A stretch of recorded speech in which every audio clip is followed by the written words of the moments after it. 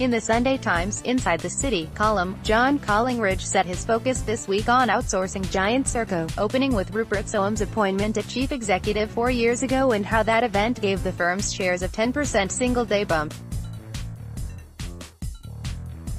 Soames, the grandson of Winston Churchill, was installed at the top of Serco in the wake of the ankle bracelet overcharging scandal, and quickly wrote down £1.5 billion and asked shareholders for a £550 million injection in a bid to turn the firm around.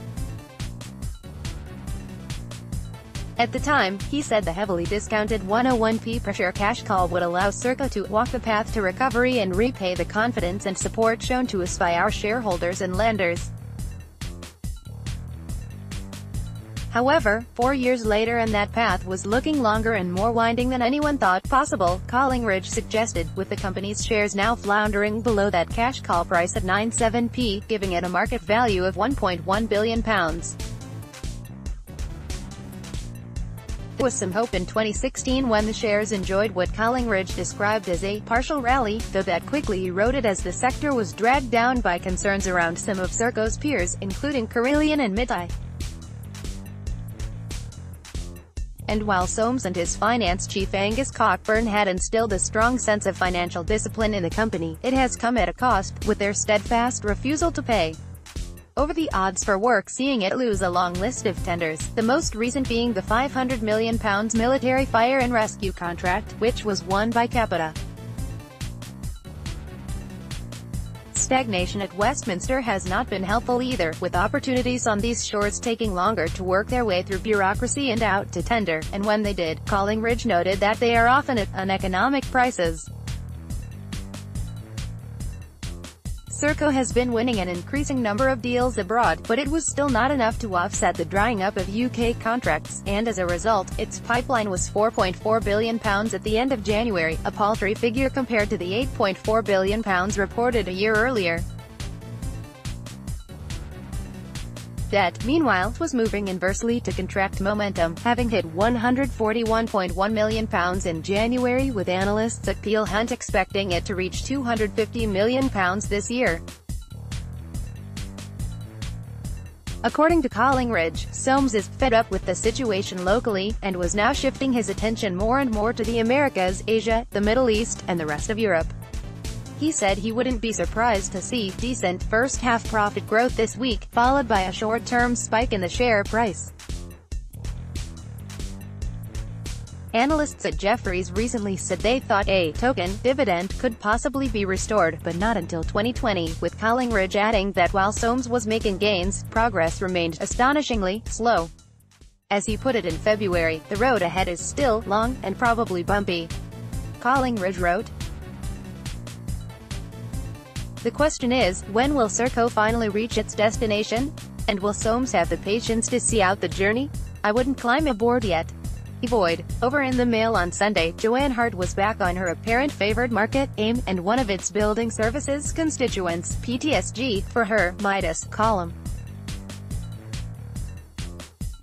She noted that a recent fire in a Lewisham Tower block saw 280 people successfully evacuated, with the blaze brought under control within 90 minutes, contrasting that to the devastating Grenfell Tower fire a year ago, adding that the Lewisham block apparently benefited from a highly efficient sprinkler system installed by PTSG.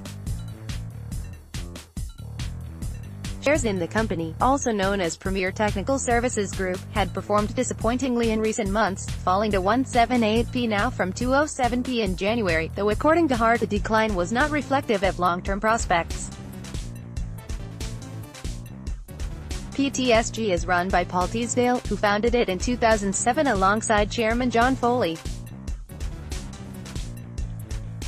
Neither were fresh faces in the sector, the pair having already made millions establishing and then flogging off specialist building services companies, with them both said to be keen to see the same for PTSG. Their stated goal is to almost triple the company in the next few years and expand it to a £500 million business. Hart said the board was confident at its AGM last week, with Teasdale said to be more optimistic than ever about the company's prospects across its 4 divisions: access and safety, electrical services, building access, and fire solutions. She said given each division involved highly specialized work with skilled employees and professional engineers, competition was less intense, leading to decent profit margins. In many cases, PTSG was completing work that was mandatory under health and safety regulations, meaning customers were as focused on the efficacy of the work as much as they were the price. And while all of its divisions carried out initial installation work, they often took on maintenance contracts lasting several years, Hart said.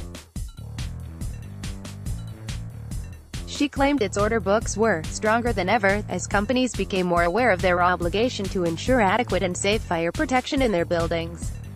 It saw a 35% improvement in revenue in its 2017 results to £53 million, with underlying pre-tax profit ahead 36% to £10.2 million. Looking ahead, brokers were said to be eyeing up revenues of around £68 million, with profits of £14 million for the current year, as well as a 12.5% increase in the dividend to 1.8p. PTSG provides essential building services across the UK, Jart wrote. The company has more than 17,000 customers and looks after 150,000 properties, so it does not rely on any individual business or sector for work. She said Teesdale is driven and ambitious, and the shares, at 178p, should do well. A good addition to investors' portfolio, particularly for those looking for a long-term growth story.